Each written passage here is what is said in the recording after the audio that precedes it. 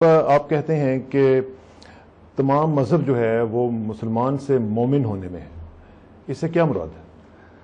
دیکھیں، ایک انیشیشن ہے. جب میں نے کہا میں مسلمان ہونا چاہتا ہوں، میں ایک انیشیٹ کرتا ہوں، ایک ایفرٹ انیشیٹ کرتا ہوں، مگر ایمان اس کی لاسٹ لرننگ کلاس ہے. یہ اس وقت بڑا واضح ہو جاتا ہے کہ جب حضرت سعد نے اختلاف کیا رسول اللہ صلی اللہ علیہ وسلم کے ساتھ، اور جب مال غنیمت بانٹ رہا تھا تو اہل ایمان کو زیادہ دے رہے تھے، تو حضرت سعد نے فرمایا، ان کا ایک شناسہ تھا کہ یا رسول اللہ یہ بھی مومن ہے. فرمایا بل مسلم، نہیں یہ مسلمان ہے. تو دوبارہ سعد نے کہا، اور پھر حضور نے کہا بل مسلم، یہ مسلمان ہے. جب تیسری مرتبہ کہا تو کہا سعد تم اس معاملے میں کیوں جھگڑتے ہو جس کا اللہ اور اس کے رسول کو بہتر علم ہے. اس طرح قرآن حکیم نے آداب کے بارے میں کہا کہ اے رسول ان پہ اتنے اخلاص کا گمان نہ کرنا. کوئی مال غنیمت کے لیے اسلام کو جوائن کر گیا، کوئی برادری کے تصور سے جوائن کر گیا، کوئی کسی اہمیت سے جوائن کر گیا، مگر سچ پوچھو تو صاحب ایمان وہ اصحاب تھے کہ جب بیعت رضوان میں اللہ نے جن کے بارے میں کہا کہ اے رسول انہوں نے تیرے ہاتھ پہ نہیں میرے ہاتھ پہ بیعت. دنیا میں کوئی ایسے انسان گزرے ہی نہیں زمین پر جن کو ان کی زندگی میں پاس ہونے کا سرٹیفکیٹ مل گیا. یہ صرف اصحاب رسول تھے. اب بڑی بدقسمتی اگر کوئی اصحاب رسول پہ تان کرے، کوئی فضول بات کرے، کیونکہ اللہ کے رسول نے نہیں بلکہ خدا نے فیصلہ دیا ہوا. اللہ نے خود یہ فیصلہ دیا ہوا ہے کہ میں ان سے راضی ہوا، رضی اللہ عنہ ورضوا عنہم، میں ان سے راضی ہوا، یہ مجھ سے راضی ہوئے. اتنا بڑا سرٹیفکیٹ دوبارہ کسی انسان کو نہیں ملے گا. یہ مصاحبت رسول بھی تھی اور تعلیمات رسول پہ ایک انتہائی اخلاص کے ساتھ پابندی کا نتیجہ بھی تھا، اور ہمارے لیے آسانی بھی ہے. میں آپ کو اتفاقاً یہ بتا دوں کہ ہمارے لیے اس میں آسانی ہے کہ میں کبھی صحابی بننے کی کوشش نہیں کرتا. مجھے کوئی شوق نہیں ہے، اس لیے کہ مجھے پتا میں یہ رینک اچیو نہیں کر سکتا.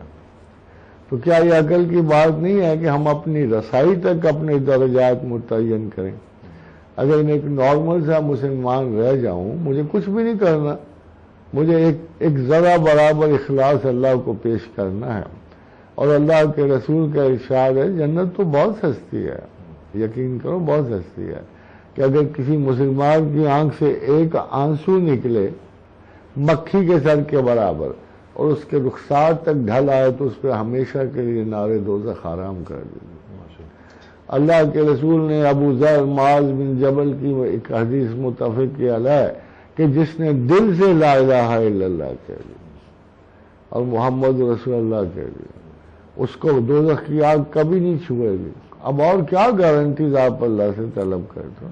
وہاں آپ نے گلٹ کو اتنا سر پہ سوار کر لیا کہ آپ توبہ تک پہنچ رہے نہیں ہوں. گلٹ والی توبہ نہیں ہوتی، انکسار اور محبت کی توبہ ہوتی ہے. جس چیز کو آپ رہتے ہیں نا، آپ فراق، دیکھیے ابلیس کو اقبال کہتا ہے خواجہ اہل فراق ہے. وہ یہ کہتا ہے کہ خدا سے جدائی کا صدمہ نہیں برداشت کر سکتا، اس لیے انسان کے خلاف ہے. تو ہمیں بھی تھوڑا بہت صدمہ تو ہونا چاہیے نا.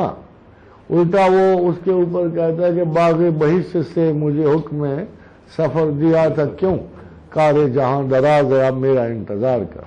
دی best approach to God is the only very simple thinking ہے کہ اللہ کی ان تمام چیز، اگر آپ کی عقل یہ کہہ دے کہ آپ کی پرائیورٹی ساری کی ساری اللہ کی توجہ کی محتاج ہیں، میرے ماں باپ اللہ کے محتاج ہیں، میں اس کا محتاج ہوں، میری پرورش اس کی محتاج ہے، میرا رزق اس کا محتاج ہے، میرے اب ترقی اس کی محتاج ہے، میری عزت اس کی فَإِنَّ الْعِزَّةَ لِلَّهِ جَمِيعًا، میری مرض اور شفا اس کی محتاج ہے. تو بیچ میں کون آتا ہے؟ ڈاکٹر کا میں شکریہ ادا کروں گا، مگر یہ کہہ کر ادا کروں گا خدا نے تیرے ہاتھ سے مجھے شفا بخشی، جو اللہ کا انسٹرومنٹ بن گیا.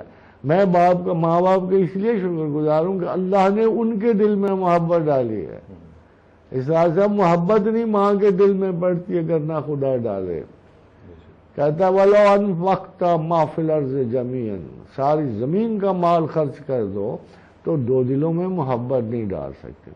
میری ماں کے دل میں میری محبت اللہ نے ڈالی ہوئی ہے.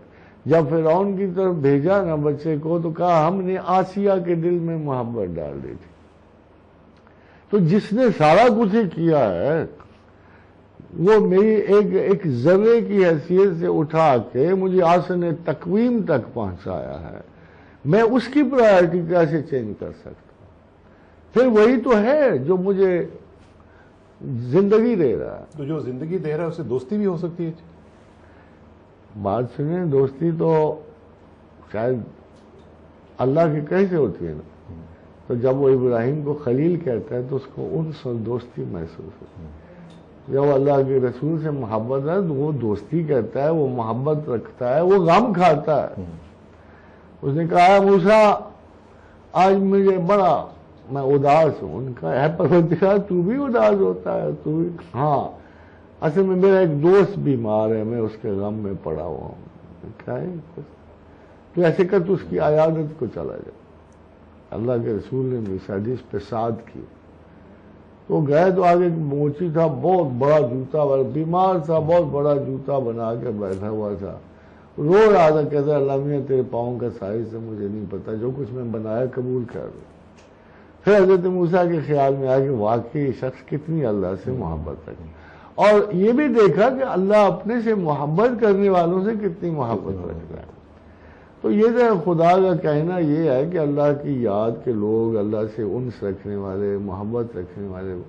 مگر آپ یہ بتائیں یہ جو اپنا یہ تو جتنے بھی یہ میتھڈسٹ لوگ ہیں، میتھڈ میں انس کہاں آ سکتا ہے؟ میتھڈ میں محبت کہاں آ سکتا ہے؟